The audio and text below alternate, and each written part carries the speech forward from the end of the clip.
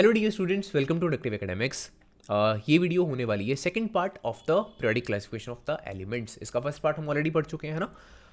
डॉपराइनर strides मैंने उसमें cover किया था, न्यूलैंड्स लॉ ऑफ ऑक्टेव्स हमने पढ़े थे, और जो मेंडलीव्स पीरियोडिक टेबल है ये हमने कवर किया था, और सबकी अचीवमेंट्स और लिमिटेशंस हम ऑलरेडी पढ़ चुके हैं बहुत अच्छे से। अब इस वीडियो में वो टॉपिक्स हम पढ़ेंगे जो अभी हमारे पेंडिंग है, जैसे कि मॉडर्न पीरियोडिक टेबल हमने नहीं पढ़ा था, है ना। इस वीडियो में हम मॉडर्न पीरियोडिक टेबल करने वाले हैं, और उसके अलावा जो ट्रेंड्स इन पीरियोडिक टेबल होते हैं, ये बहुत ही इंपॉर्टेंट टॉपिक है और इस पे बेस्ड अक्सर एग्जाम में क्वेश्चन पूछा जाता है। ठीक है, so without further do let's start this video.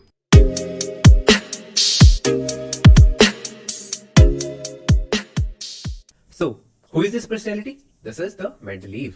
Already पढ़ चुके हैं इसके बारे में डिटेल में हम, लेकिन ये particular picture by the way क्या रिप्रेजेंट कर रही है, ये पिक्चर मैंने नहीं बनाई।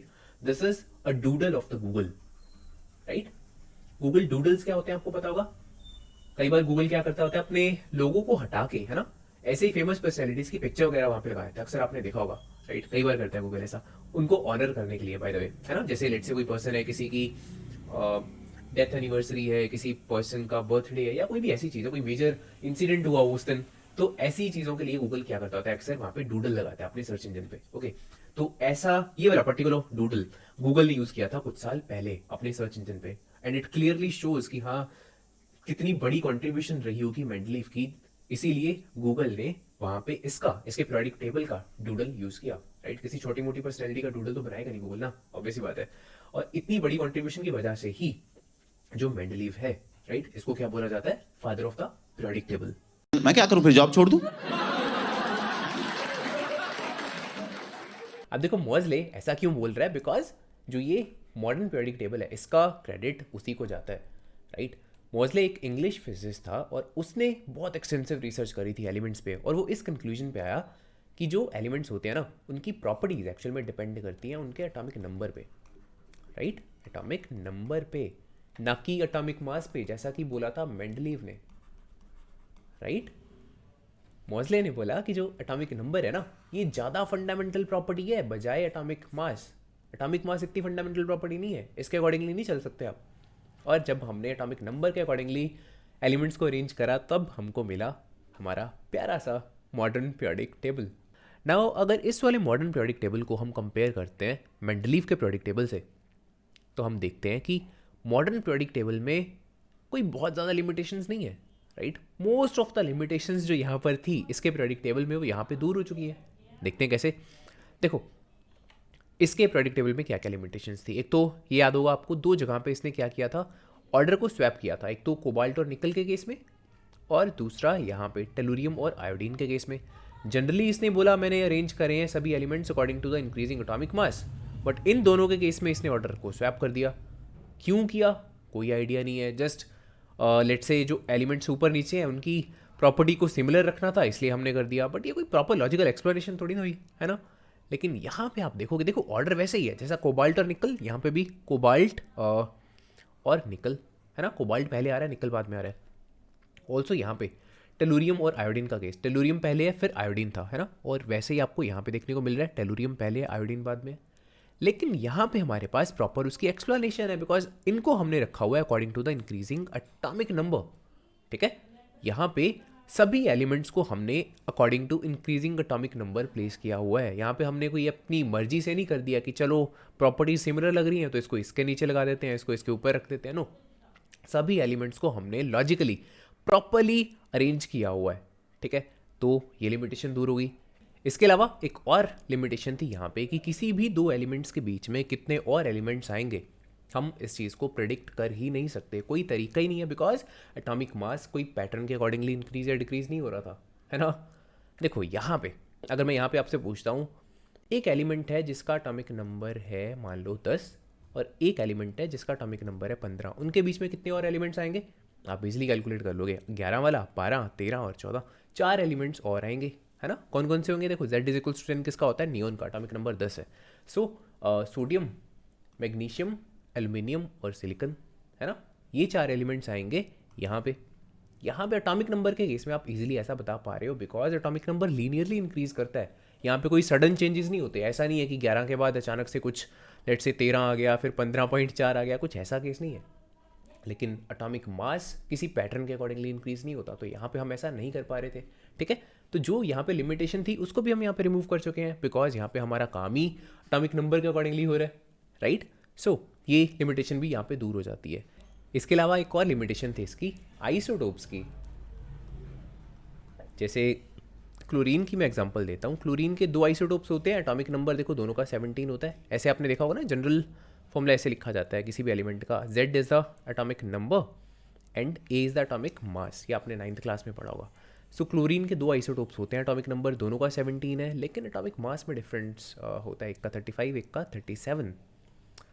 अब अगर हम बोल रहे हैं कि जो ये वाला प्रोडिक्ट टेबल है मेंडली वाला, इसमें एलिमेंट्स को उनके इंक्रीजिंग एटॉमिक मास के अकॉर्डिंगली प्लेस किया गया है, तो यार एटॉमिक मास तो इनका भी अलग अलग है, 35 37।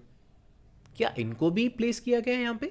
नो, है ना, आइसोटोप्स को यहाँ पे प्लेस ही नहीं किया गया। देख रहे हो, सीधा जनरली हमने क्लोरीन को यहाँ पे प्लेस कर दिया, लेकिन अगर इसके 2 अलग अलग आइसोटोप्स हैं जिनका एटॉमिक मास अलग अलग है, तो दोनों आइसोटोप्स को भी अलग अलग जगह पे प्लेस करना चाहिए, है ना, लेकिन नहीं किया। एंड ऑब्वियसली अगर इसको प्लेस करेंगे भी ना, हर एलिमेंट के लेट से आइसोटोप्स को प्लेस करने लग गए हम यहाँ पे, जो हम बल्कि ऑर्गेनाइजेशन चाह रहे हैं ना, वो उल्टा हो जाएगा। प्रोडिक्ट टेबल हम क्यों बना रहे हैं? ताकि चीज़ें ऑर्गेनाइज रहें। लेकिन अगर यहाँ पे हर एलिमेंट के आइसोटोप को हम सोचें किसी तरह से हाँ फिट करने की, तो यार और वहाँ पे डिसऑर्गेनाइजेशन हो जाएगी, केओस और हो जाएगा वहाँ पे। ठीक है, तो यहाँ पे कोई बेनिफिट नहीं होगा आइसोटोप्स को ऐड करने का। बट लॉजिकली देखा जाए कि अगर एटॉमिक मास के अकॉर्डिंगली उसने एडजस्ट करे हुए एलिमेंट्स, तो बनता तो है यार, आइसोटोप्स को भी उसको ऐड करना चाहिए था, बट नहीं किया। कोई एक्सप्लेनेशन नहीं है, राइट, लॉजिकल एक्सप्लेनेशन नहीं है एटलीस्ट। लेकिन यहाँ पे अगर मैं क्लोरीन के दोनों आइसोटोप्स की बात करूँ, 1735 और 1737 की, तो यहाँ पे हमको टेंशन लेने की ज़रूरत ही नहीं है, बिकॉज दोनों का एटॉमिक नंबर क्या है, सेम है 17। और यहाँ पे हमने एटॉमिक नंबर के अकॉर्डिंगली ही प्लेसमेंट की है, एटॉमिक मास के अकॉर्डिंगली नहीं, है ना। तो हमको यहाँ पे 35 और 37 की टेंशन लेने की ज़रूरत नहीं है। हमने बस ये देखना कि अच्छा इसका एटॉमिक नंबर भी 17, इसका भी 17, सो यहाँ पे हमने रख दिया chlorine, right. So you can say दोनों आइसोटोप्स को बेसिकली हमने यहाँ पे ही प्लेस किया हुआ है। ठीक है, इसके अलावा अब अगर हम बात करते हैं फीचर्स की, तो जो मॉडर्न पीरियोडिक टेबल होता है, इसमें भी मेंडलीव के पीरियोडिक टेबल की तरह ही कुछ ग्रुप्स और पीरियड्स हैं। टोटल यहाँ पे कितने आपको ग्रुप्स देखने को मिलते हैं? यहाँ पे टोटल 18 ग्रुप्स देखने को मिलते हैं, राइट। ग्रुप्स कौन से होते हैं? जो वर्टिकल कॉलम्स हैं, राइट ना। जैसे कि ये पहला ग्रुप हो गया, this is the second group, third group, so on this is the 16th group, 17th group और 18th group, right. Total periods आपको कितने दिखाई देते हैं यहाँ पे? 7 पीरियड्स, ओके। ये क्या होते हैं? जो हॉरिजॉन्टल रोज हैं यहाँ पे, राइट। जैसे कि this is the first period. जैसे मैं पूछूं आपको फर्स्ट पीरियड में कितने यहाँ पे एलिमेंट्स हैं? सिर्फ 2, हाइड्रोजन और helium, right. Then second period में कौन कौन से हैं? Lithium, beryllium, boron, carbon, nitrogen, oxygen, fluorine and neon. ठीक है, so this is the third period, fourth period, fifth one, sixth one and the 7th। ठीक है, सो टोटल हमारे पास यहाँ पे 7 पीरियड्स हैं। आप बोलोगे व्हाट अबाउट दीज 2, इनको मैं 8th या 9th नहीं काउंट कर सकता? नो, राइट, बिकॉज एक्चुअल में देखा जाए तो बिलोंग तो ये यहीं पे करते हैं, लेकिन किसी पर्टिकुलर रीज़न की वजह से इनको यहाँ पे सेपरेटली हम प्लेस करते हैं, जिसका रीज़न आप डिटेल में पढ़ोगे हायर क्लासेस में, राइट। सो बेसिकली जस्ट आपको यहाँ पे पहले तो ये याद रखना है कि हाँ इसमें कितने ग्रुप्स हैं, टोटल 18 ग्रुप्स और 7 यहाँ पे पीरियड्स हैं। क्लियर? इसके अलावा हो सकता है आपके माइंड में एक और क्वेश्चन आ रहा हो कि जो ये मॉडर्न पीरियोडिक टेबल है, इसकी शेप इतनी वियर्ड सी क्यों है? ऐसा क्यों है कि जो पहला पीरियड है उसमें 2 एलिमेंट्स रखे गए हैं, अगले में 8, अगले में भी 8, next 18, next 18, next 32 and next 32, है ना। अब देखो ये नंबर क्या आपको जाने पहचाने लग रहे हैं? अगर आपको ये याद हो कि किस शेल में बेसिकली कितने मैक्सिमम इलेक्ट्रॉन्स आ सकते हैं, तो आपको याद आएगा कि हाँ ये नंबर्स तो उन्हीं को करस्पॉन्ड कर रहे हैं। के में मैक्सिमम 2 इलेक्ट्रॉन्स आ सकते हैं, एल शेल में 8, एम में 18 और एन शेल में 32, राइट। अब ये नंबर्स इन्हीं के जैसे लग रहे हैं आपको, 2, 8, 18, 32, है ना।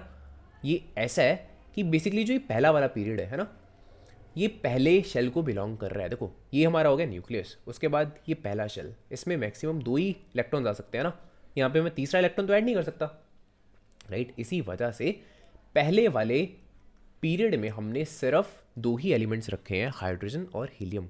सिमिलरली दूसरे शेल में मैक्सिमम कितने इलेक्ट्रॉन्स आ सकते हैं? 8, राइट। 1, 2, 3, 4 5 6 7 और 8 समथिंग लाइक दिस। सो इसीलिए जो दूसरे वाला जो ये पीरियड है इसमें हमने कितने एलिमेंट्स रखे हैं, सिर्फ 8। नाउ यू माइट वंडर कि ऐसा है तो जो तीसरा वाला पीरियड है उसमें टोटल 18 लेट से एलिमेंट्स होने चाहिए थे, लेकिन ऐसा नहीं है ना। जो आउटर मोस्ट शेल होता है किसी भी एटम का, उसमें एट मैक्सिमम मैं एक टाइम पे सिर्फ 8 ही इलेक्ट्रॉन्स भर सकता हूँ, ये आपने पढ़ा होगा।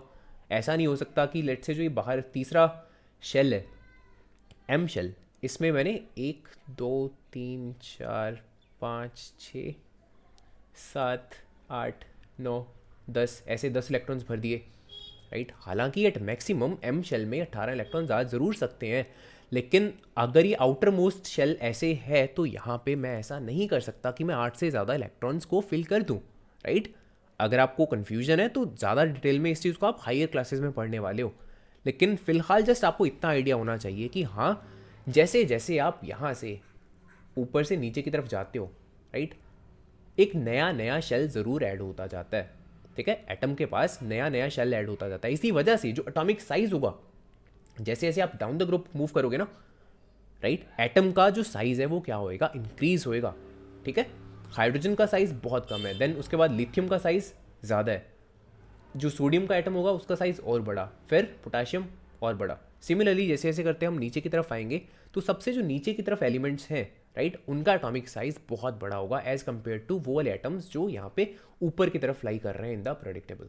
इसके अलावा ये दोनों टर्म्स आपको सुनी सुनी लग रही हैं, रिप्रेजेंटेटिव एलिमेंट्स, ट्रांजिशन एलिमेंट्स। ये दोनों टर्म्स हमने डिस्कस करी थी जब हमने मेंडलीव का पीरियोडिक टेबल पढ़ा था, याद है। मेंडलीव ने हर ग्रुप को 2 सब ग्रुप्स में डिवाइड किया था, सब ग्रुप ए एंड सब ग्रुप बी। जो ए सब ग्रुप होता था उसमें वो रखता था रिप्रेजेंटेटिव एलिमेंट्स, और जो बी वाला सब ग्रुप था उसमें होती थी ट्रांजिशन एलिमेंट्स, याद होगा, राइट। यहाँ पे इन एलिमेंट्स को ऐसे प्लेस किया गया है। देखो, जो ट्रांजिशन एलिमेंट्स है वो कहाँ पे होते हैं मॉडर्न पीरियोडिक टेबल में, ये सेंटर वाला जो पार्ट है यहाँ पे, राइट। ये जितने भी एलिमेंट्स हैं यहाँ पे they are the transition elements, और रिप्रेजेंटेटिव एलिमेंट्स को कहाँ पे रखा गया है, over this side and over this side. ये वाले जो एलिमेंट्स हैं ये कौन से एलिमेंट्स हैं, ये रिप्रेजेंटेटिव एलिमेंट्स हैं। बहुत ज़्यादा डीपली पढ़ने की ज़रूरत नहीं है कि ये क्या होता है, राइट, इनका मतलब क्या होता है, बट इतना आइडिया आपको होना चाहिए कि हाँ, ट्रांजिशन एलिमेंट्स यहाँ पे सेंटर पे लाई कर रहे हैं और रिप्रेजेंटेटिव एलिमेंट्स यहाँ पे आजू बाजू में लाई कर रहे हैं in the modern periodic table, right. अब देखो, एक और चीज़ मॉडर्न पीरियोडिक टेबल के बारे में जो आपको पता होनी चाहिए, मॉडर्न पीरियोडिक टेबल में कुछ अलग अलग ग्रुप्स बहुत इंपॉर्टेंट हैं, राइट। जैसे कि जो पहला ग्रुप है, हाइड्रोजन को अगर मैं छोड़ दूं तो उसके अलावा ये जितने भी एलिमेंट्स हैं पहले ग्रुप में, ये क्या है, मेटल्स हैं, है ना। लिथियम, सोडियम, पोटाशियम, ऐसे ये सभी मेटल्स हैं, और इनको हमने एक स्पेशल नेम दिया हुआ है एल्कली मेटल्स, राइट। ऐसा क्यों, इसको अभी थोड़ी देर में डिस्कस करूंगा, 2 से 3 मिनट के बीच बीच में, राइट। लेकिन उससे पहले अलग अलग ग्रुप्स को जो हमने नेमिंग दी हुई है जस्ट उसको देख लेते हैं। एल्कली मेटल्स ये ग्रुप 1 है, ठीक है। उसके बाद जो ये सेकंड ग्रुप है, बेरिलियम, मैग्नीशियम, कैल्शियम, स्ट्रोंशियम, ये वाला, राइट, इसमें बेरिलियम को छोड़ के जितने भी एलिमेंट्स हैं उनके लिए हम क्या नेम यूज़ कर रहे हैं, we call them alkaline earth metals, ठीक है। पहले जस्ट आप नेमिंग्स देख लो कि किस किस ग्रुप को हम क्या नेम से बुलाते हैं। This is the second group. उसके बाद ये यहाँ से ये जितना ब्लू वाला पार्ट आपको दिखाई दे रहा है, ये तो मैंने बता ही चुका हूँ आपको, ये ट्रांजिशन एलिमेंट्स हैं, है ना। देन जो ये वाला ग्रुप है, this is the boron family. इसको बोरोन फैमिली बोलते हैं बिकॉज बोरोन उसका पहला मेंबर है। Then this is the carbon family, this is the nitrogen family and so on, ठीक है।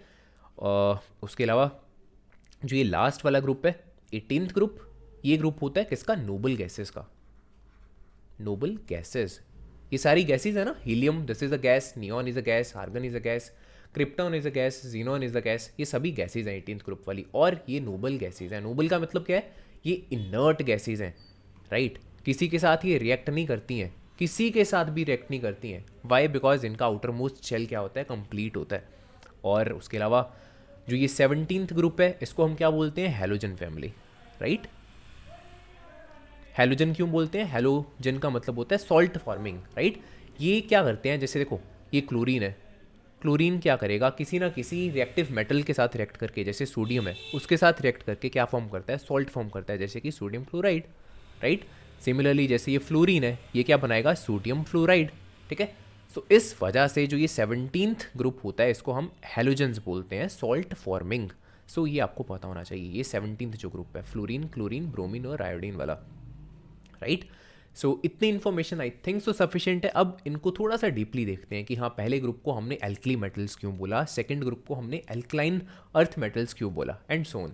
ठीक है, let's see. So starting with the first group जिसको हम बोलते हैं एल्कली मेटल्स. क्यों बोलते हैं ऐसा, लेट्स सी. देखो, पहले ग्रुप में से जब भी कोई मेटल वाटर के साथ रिएक्ट करता है, बाय द वे ये जितनी भी मेटल्स हैं ना, ये बहुत ज़्यादा रिएक्टिव होती हैं, राइट. एल्कली मेटल्स स्पेसिफिकली अगर मैं बात करता हूँ सोडियम की और पोटाशियम की, अगर आपको रिएक्टिविटी सीरीज याद होगी, है ना, तो आपको पता होगा ये सबसे टॉप पे लाई कर रही होती हैं उसमें, पोटाशियम और सोडियम. तो ये बहुत ही रिएक्टिव हैं. तो जब ये वाटर के साथ रिएक्ट करती हैं, राइट, लिथियम, सोडियम, पोटाशियम या कोई भी एल्कली मेटल, तो यहाँ पे हमारे पास ये क्या बनाती हैं, एक एल्कली.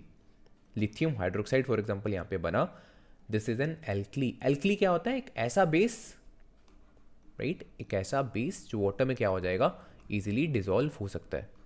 ठीक है, ऐसे बेसिस को हम बोलते हैं एल्कली. सिमिलरली जैसे कि लेट्स से सोडियम है, सोडियम जब रिएक्ट करेगा वाटर के साथ तो हमारे पास यहाँ पे क्या मिलेगा, सोडियम हाइड्रोक्साइड, जो कि अगेन क्या है, एक बेस है और वाटर में काफ़ी अच्छे से डिजोल्व हो जाता है, इसलिए इसको क्या बोल सकते हैं, एल्कली.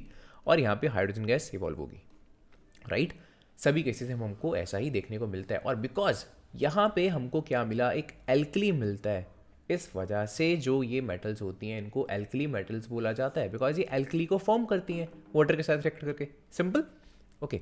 उसके अलावा हर एल्कली मेटल के पास एक सिंगल इलेक्ट्रॉन होता है आउटर मोस्ट शेल में, इसी वजह से इसकी वैलेंसी कितनी होगी, +1. फॉर एग्जाम्पल सोडियम की बात कर लेते हैं, एटॉमिक नंबर 11, कॉन्फ़िगरेशन क्या बनेगी इसकी, 281, है ना. सो कुछ ऐसा दिखेगा इसका. अगर लेट्स से हम शेल डायग्राम बनाएंगे, पहले शेल में 2 इलेक्ट्रॉन्स, अगले में 8 इलेक्ट्रॉन्स हैं, और आखिरी जो शेल है हमारा एम शेल, उसमें सिर्फ 1 इलेक्ट्रॉन है. सो इस वजह से इसकी वैलेंसी कितनी है, 1. सिमिलरली जितनी भी एल्कली मेटल्स हैं उनकी वैलेंसी क्या होती है, 1. क्लियर, ठीक है. Then moving on to the alkaline earth metals.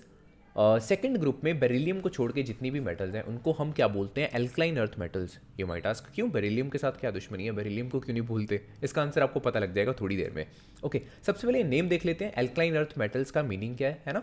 सबसे पहले बात करते हैं इस टर्म की, अर्थ यहाँ पे क्यों लिखा हुआ है. देखो, जो ये वाली मेटल्स हैं, मैग्नीशियम, कैल्शियम, इनके जो ऑक्साइड्स होते हैं ना, magnesium oxide, calcium oxide, they are commonly found in the earth's crust. पहला तो ये रीज़न है. And secondly they are very resistant to the heat. उनका मेल्टिंग पॉइंट बहुत ही ज़्यादा होता है एज़ कम्पेयर टू, अगर मैं बात करूँगा इनके ग्रुप 1 के जो मेटल्स हैं उनके ऑक्साइड से.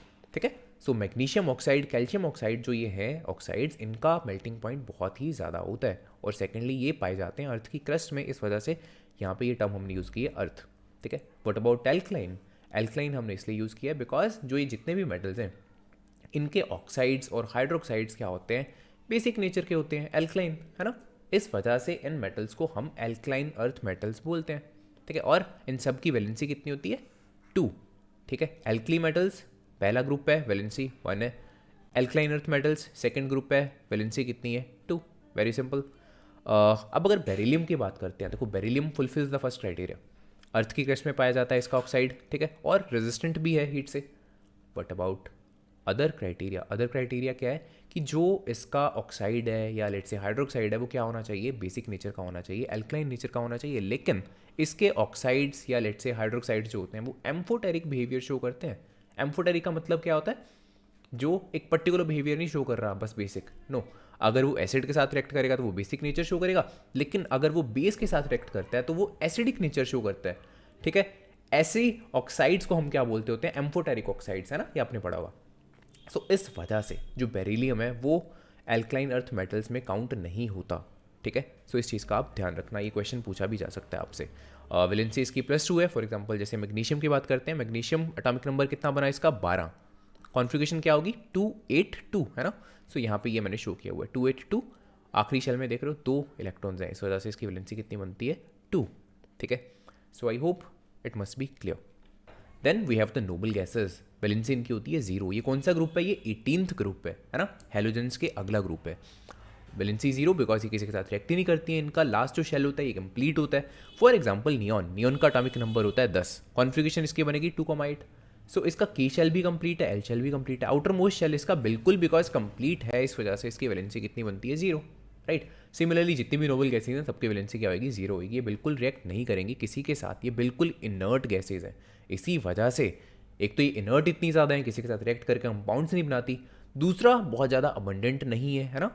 अगर एटमॉस्फेयर में मैं बात करता हूँ या लेट्स से इवन अर्थ की क्रस्ट वगैरह में क्रस्ट की तो बात ही छोड़ो, ये तो गैसेज है ना। अगर एटमॉस्फेयर में हम बात करेंगे तो इनकी अबंडेंस बहुत ही कम होती है, ठीक है, ध्यान रखना इस चीज़ का, बिकॉज ये गैसेज हैं, ये एटमॉस्फेयर में पाई जाती हैं ज़्यादातर, बट इनकी अबंडेंस बहुत कम है as compare to the other gases. इस वजह से, इन दो रीजंस की वजह से, इनर्टनेस की वजह से और इसकी रेयर अबंडेंस की वजह से बहुत लेट इनकी डिस्कवरी हुई।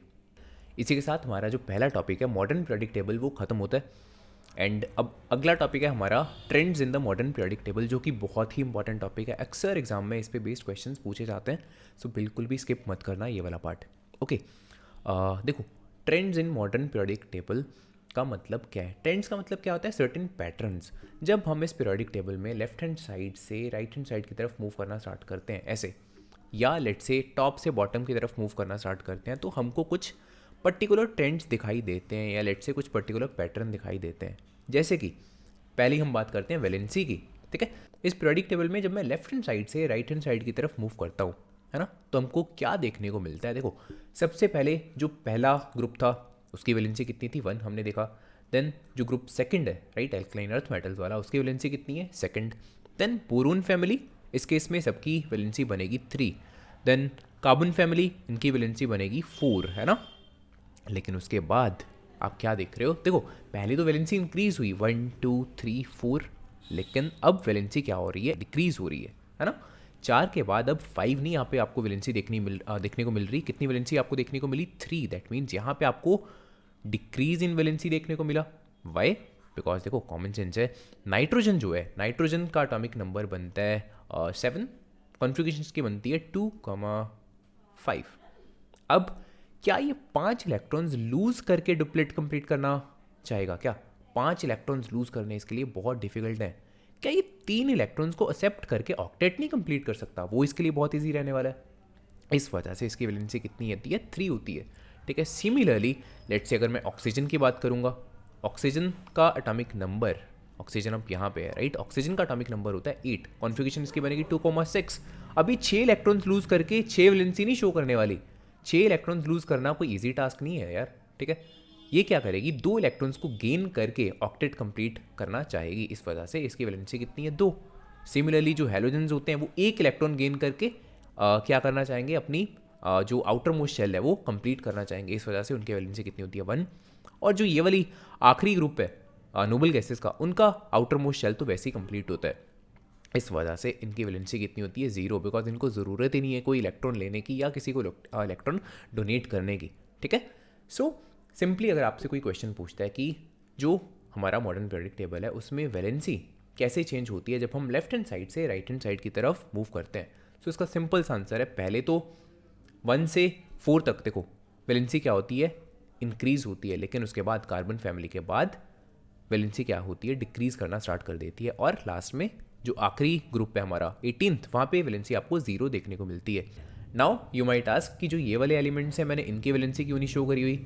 बिकॉज ये ट्रांजिशन एलिमेंट्स हैं और ये मल्टीपल वैलेंसी शो करते हैं, right, they show multiple valency. For example आपको आयरन का पता होगा, आयरन +2 वैलेंसी भी शो करता है, 3 वैलेंसी भी शो करता है ना। फेरिक ऑक्साइड भी बनाता है और फेरस ऑक्साइड भी बनाता है।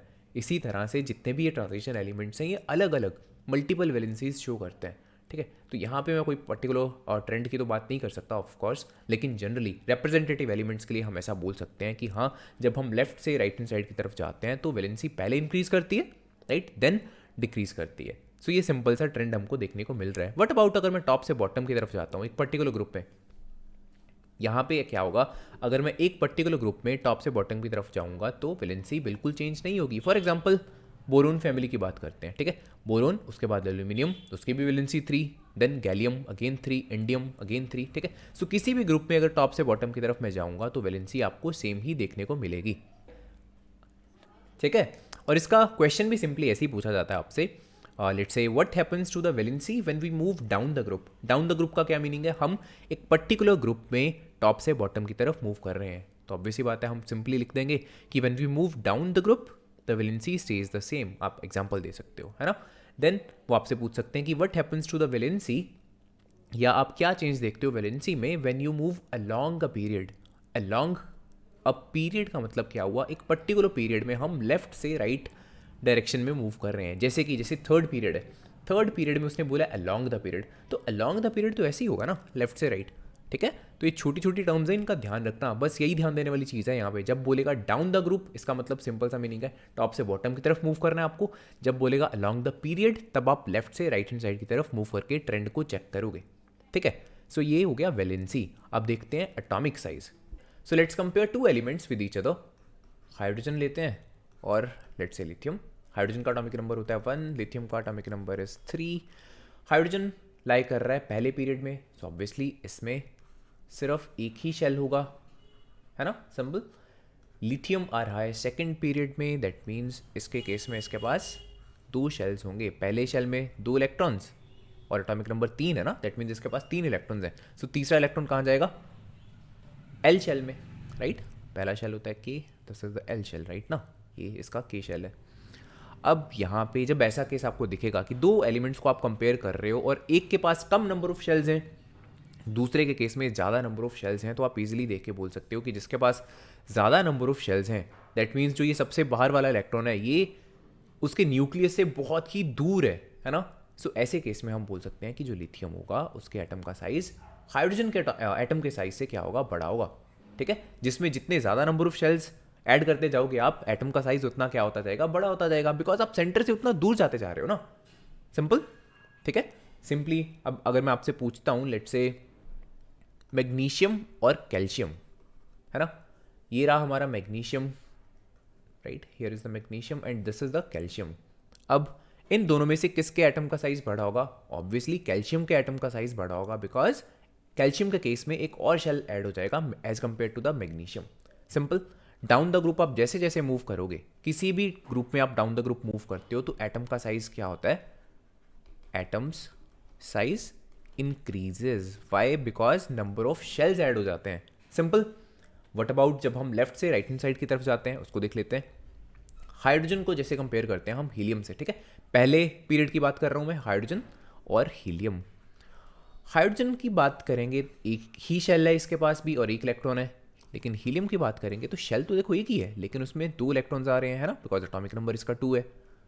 अब शेल्स को तो हम कंपेयर कर ही नहीं सकते, नंबर ऑफ शेल्स दोनों के पास एक एक ही है, की शेल ही है दोनों के पास। इसके पास भी सिर्फ की शेल है, इसके पास भी सिर्फ की शेल है। फिर इस केस में हम कैसे बोलेंगे कि किसके एटम का साइज छोटा है, किसके एटम का साइज बड़ा है? By comparing the number of electrons, right. देखो अगर मैं इसकी बात करता हूँ हाइड्रोजन की, तो इसके पास प्रोटॉन्स कितने हैं? सिर्फ एक, बिकॉज एटॉमिक नंबर 1 है। जितना नंबर ऑफ जितना उसका एटॉमिक नंबर होगा उतने ही प्रोटॉन्स होते हैं और उतने ही उसके पास कितने होते हैं? इलेक्ट्रॉन्स होते हैं। ये आपने पढ़ा होगा, है ना, राइट। इसीलिए जो एटम होता है वो इलेक्ट्रिकली न्यूट्रल होता है ना। सिमिलरली अगर मैं हीलियम की बात करूंगा, इसका एटॉमिक नंबर भी कितना है? 2। दैट मीन्स इसके पास प्रोटॉन्स कितने होंगे? 2, और इलेक्ट्रॉन्स कितने होंगे? वो भी 2। अब एक चीज का आंसर दो, सिंपल सा क्वेश्चन है, एक प्रोटॉन एक इलेक्ट्रॉन को ज्यादा स्ट्रांगली अट्रैक्ट करेगा या 2 प्रोटॉन्स 2 इलेक्ट्रॉन्स को ज्यादा स्ट्रांगली अट्रैक्ट करेंगे? The answer is 2 protons 2 electrons को ज्यादा स्ट्रांगली अट्रैक्ट करेंगे, बिकॉज ओवरऑल वहां पे जो चार्ज है वो इंक्रीज हो चुका है, राइट। जितना आप पॉजिटिव और नेगेटिव चार्ज को बढ़ाते जाओगे ना, अट्रैक्शन और स्ट्रांग होती जाती है। सिमिलरली अगर मैं 10 इलेक्ट्रॉन्स और 10 प्रोटॉन्स की बात करूंगा, तो उनके केस में अट्रैक्शन बहुत ही स्ट्रांग होगी। सिमिलरली अगर 50 प्रोटॉन्स हैं और 50 इलेक्ट्रॉन्स हैं, बहुत ही स्ट्रांग लेट से जो अट्रैक्शन है उनके बीच में वो होगी, राइट। लेकिन हाइड्रोजन की बात कर रहे हैं, सिर्फ एक प्रोटॉन एक इलेक्ट्रॉन है, इतनी स्ट्रांगली एक दूसरे को अट्रैक्ट नहीं कर पाएंगे ये, ठीक है। सो इस वजह से, बिकॉज मैं ऐसा बोल रहा हूँ कि जो हीलियम का केस है, उसके केस में जो अट्रैक्शन है between the protons and the electrons वो ज़्यादा है, इसलिए यहाँ पे जो इसका न्यूक्लियस है हीलियम का, इसने क्या करा होगा? इन दोनों इलेक्ट्रॉन्स को बहुत स्ट्रांगली अपने तरफ अट्रैक्ट करके रखा होगा, जिस वजह से इसके एटम का साइज क्या होगा? कम होगा, राइट। या फिर मैं बोलूँ स्मॉल साइज होगा जो हीलियम है, बिकॉज अट्रैक्शन ज़्यादा है, ठीक है, ज़्यादा चार्ज की वजह से। सिमिलरली अगर मैं हाइड्रोजन की बात करूंगा, इसके पास सिर्फ एक प्रोटॉन था एक इलेक्ट्रॉन था, सो अट्रैक्शन ओवरऑल कम होगी। इस वजह से जो इसके एटम का साइज है वो क्या होगा? ज़्यादा होगा, थोड़ा बड़ा साइज होगा इसका as compare to the helium, ठीक है। सो इसका क्वेश्चन भी आपको ऐसे पूछा जा सकता है, लेट्स से लिथियम को अगर आप कंपेयर करते हो कार्बन से, तो दोनों में से किसके एटम का साइज बड़ा होगा, राइट। आप देखोगे कि अच्छा जो लिथियम है वो भी सेकंड पीरियड में लाई करता है, जो कार्बन है वो भी सेकंड पीरियड में लाई करता है ना। This is the lithium, this is the carbon. अब शेल्स दोनों के पास दो दो ही हैं, है ना, बिकॉज दोनों सेकंड पीरियड में लाई कर रहे हैं. सो सिंपल, शेल्स तो दो ही हैं. दैट मीन्स आपको कंपेयर करने पड़ेंगे इलेक्ट्रॉन्स. इलेक्ट्रॉन्स किसके पास ज़्यादा होंगे? कार्बन के पास, है ना. सो ओवरऑल जो अट्रैक्शन है between the protons and the electrons वो कहाँ ज़्यादा होगी? कार्बन के पास. सो इस केस में कार्बन का जो साइज होगा, राइट, वो क्या होगा? काफ़ी छोटा होगा, बिकॉज अट्रैक्शन ही बहुत स्ट्रांग है. न्यूक्लियस का सिंपल सा काम यही है ना कि इलेक्ट्रॉन्स को अपने तरफ पकड़ के रखना. सो ऑब्वियसली जितनी स्ट्रांगली वो अट्रैक्ट करेगा उतना एटम का साइज छोटा हो जाएगा. जितनी वीक है अट्रैक्शन न्यूक्लियस की उतना क्या होगा? एटम का साइज बड़ा होगा, right. Very very simple. So conclusion is this, अगर आप डाउन द ग्रुप मूव करते हो तो एटम का साइज जो है वो क्या होता है? इंक्रीज होता है, because number of shells he increase हो जा रहे हैं. लेकिन जब आप मूव करते हो from left to right along a particular period, तब जो एटम का साइज है वो क्या होता है? डिक्रीज होता है, बिकॉज अट्रैक्शन बढ़ जाती है between the protons and the electrons, right. Then our last trend is the metallic and non metallic nature. देखो ये चीज़ आपको पता होगी आई थिंक सो, कि कोई भी जो कंपाउंड होता है ना उसमें ऑलवेज मेटल को हम पहले नेम करते हैं, नॉन मेटल होता है उसको बाद में रखते हैं. सोडियम जैसे मेटल है, इसको हमने पहले रखा फॉर्मूले में, है ना, इवन नेमिंग में भी. और chlorine it is a non metal, तो इसको हमने बाद में रखा. कभी ऐसे नहीं आपको देखने को मिलेगा ClNa, right, Cl negative Na positive, ऐसे नहीं रखते हम. ऑलवेज मेटल को पहले रखेंगे, नॉन मेटल को बाद में रखेंगे. ये सिंपल सी कन्वेंशन है जिसको हम ऑलवेज फॉलो करते हैं. और लेट्स से अगर किसी फॉर्मूले में दो मेटल्स आ रहे हों, जैसे कि आपने एक सॉल्ट पढ़ा होगा केमिस्ट्री में, सोडियम एल्यूमिनेट, NaAlO2. यहाँ पे देखो सोडियम भी मेटल है, एल्यूमिनियम भी मेटल है ना. तो यहाँ पे क्या लॉजिक हमने लगाया होगा कि किसको पहले रखें? हम ऐसे नहीं लिख सकते, एल्यूमिनियम को पहले, सोडियम को बाद में O2, राइट. वो गलत हो जाएगा. क्या रीज़न है, क्या लॉजिक है इसका? इसका लॉजिक है कि हमको ये देखना पड़ता है कि अगर किसी कंपाउंड में दो मेटल्स आ रहे हैं, जैसे यहाँ पे आ रहे हैं सोडियम भी और एल्यूमिनियम भी, तो हमको ये देखना पड़ेगा ज़्यादा मेटालिक कौन है. जो ज़्यादा मेटालिक होगा उसको पहले रखेंगे, है ना. दैट मीन्स इस पर्टिकुलर एग्जाम्पल में ऑब्वियसली सोडियम ज़्यादा मेटालिक होगा, इसीलिए इसको पहले रखा गया, right. Sodium must be more metallic, इसका मेटेलिक नेचर ज़्यादा होगा. लेकिन अगर मैं कंपेयर करता हूँ एल्यूमिनियम से इसको, तो एल्यूमिनियम जो होगा it will be less metallic, इसी वजह से इसको पीछे रखा गया होगा, है ना. नाउ यू माइट वंडर कि इसका क्या मीनिंग बना कि मोर मेटेलिक लेस मेटेलिक, ये कैसे पता लगेगा? इसी के बारे में हमको पढ़ना है यहाँ पे इस टॉपिक में, राइट. मोर मेटेलिक का मतलब क्या होता है, लेस मेटेलिक का क्या मतलब होता है, देखते हैं. अब देखो सबसे पहले तो आपको ये क्लियर होना चाहिए कि जब आपसे कोई बोलता है कि किसी एलिमेंट का नेचर मेटेलिक है, तो उसका मीनिंग क्या है? जब भी आप कहीं पे भी ये सुनो कि इस एलिमेंट का नेचर मेटेलिक है, इट क्लियरली मीन्स कि वो इलेक्ट्रॉन डोनर है, right. Metals are electron donors generally saying, और जो नॉन मेटल्स होते हैं they are electron acceptors, right. For example sodium और क्लोरीन की एग्जाम्पल लेके देखते हैं, है ना. सोडियम क्लोराइड होता है ना कॉमन सॉल्ट, वो कैसे बनता है? देखो सोडियम की कॉन्फ़िगरेशन होती है 281, राइट, बिकॉज इसका एटॉमिक नंबर है 11. क्लोरीन का एटॉमिक नंबर होता है 17, सो इसकी कॉन्फ़िगरेशन 287. अब सोडियम क्या करता है, यहाँ से एक इलेक्ट्रॉन को क्लोरीन को डोनेट कर देता है, और क्लोरीन उसको खुशी खुशी एक्सेप्ट करेगा, बिकॉज दोनों का आउटर मोस्ट शेल इससे कंप्लीट हो रहा है ना. सोडियम जब डोनेट करेगा it will become sodium positive, है ना, कैटायन फॉर्म करेगा.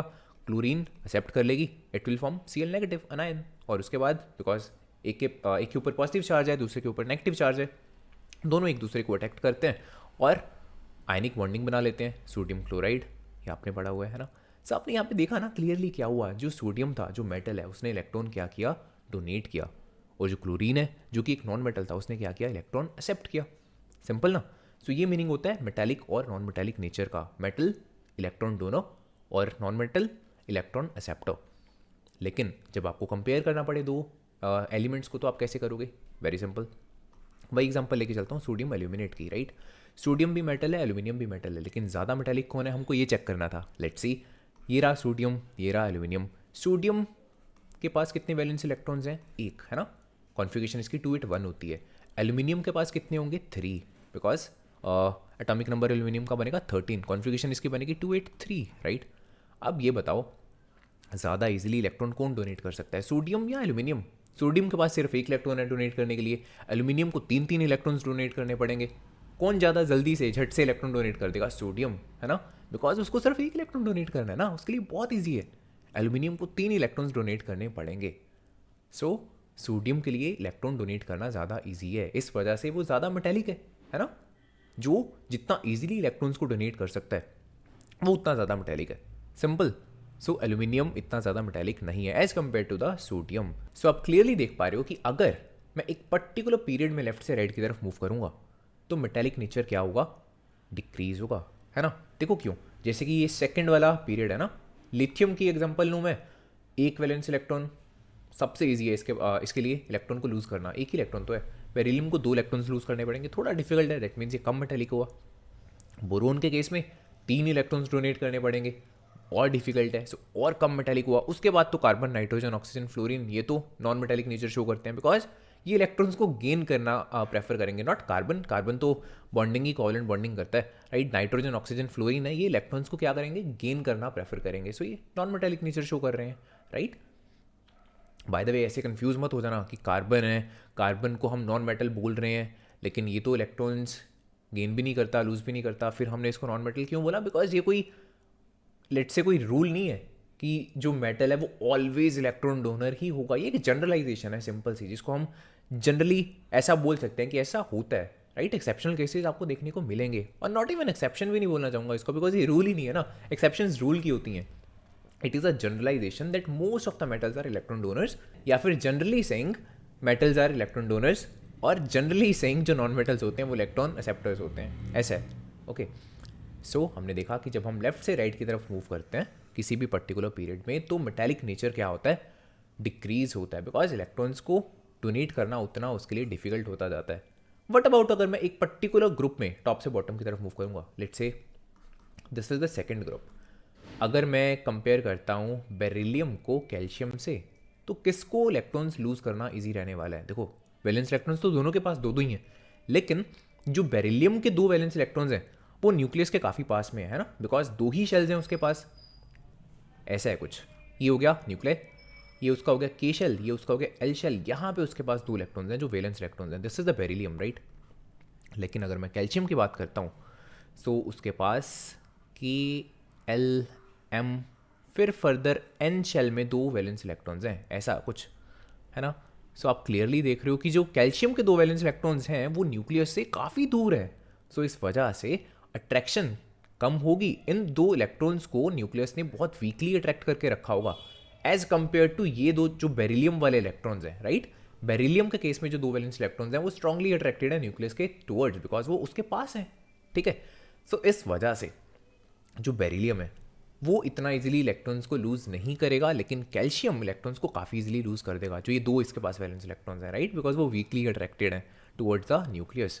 सो इस वजह से ज़्यादा मेटालिक कौन हुआ, कैल्शियम हुआ, है ना। सो आप इजीली इस चीज़ को कंक्लूड कर सकते हो कि मेटालिक नेचर जब मैं ऊपर से नीचे की डायरेक्शन में मूव करूँगा इस पीरियोडिक टेबल में, तो क्या होगा, इंक्रीज करेगा, मेटालिक नेचर इंक्रीज करता है। सो सिंपली अगर मैं आपसे पूछता हूँ, लेट्स से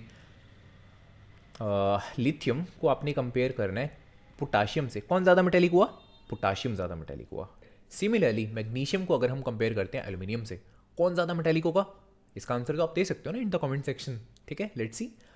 इसके अलावा जो नॉन मेटेलिक नेचर है वो एकदम उल्टा है मेटेलिक नेचर का। जैसे हम बोल रहे हैं मेटेलिक नेचर इधर की डायरेक्शन में क्या हो रहा है, डिक्रीज हो रहा है, नॉन मेटेलिक नेचर क्या होगा, इधर इंक्रीज होगा, राइट। मेटेलिक नेचर जब मैं ऊपर से नीचे की तरफ जा रहा हूँ एक पर्टिकुलर ग्रुप में, तो क्या हो रहा है, इंक्रीज हो रहा है। जो नॉन मेटेलिक नेचर होगा वो क्या होगा, डिक्रीज होगा, राइट। इसी के साथ ये टॉपिक हमारा खत्म होता है।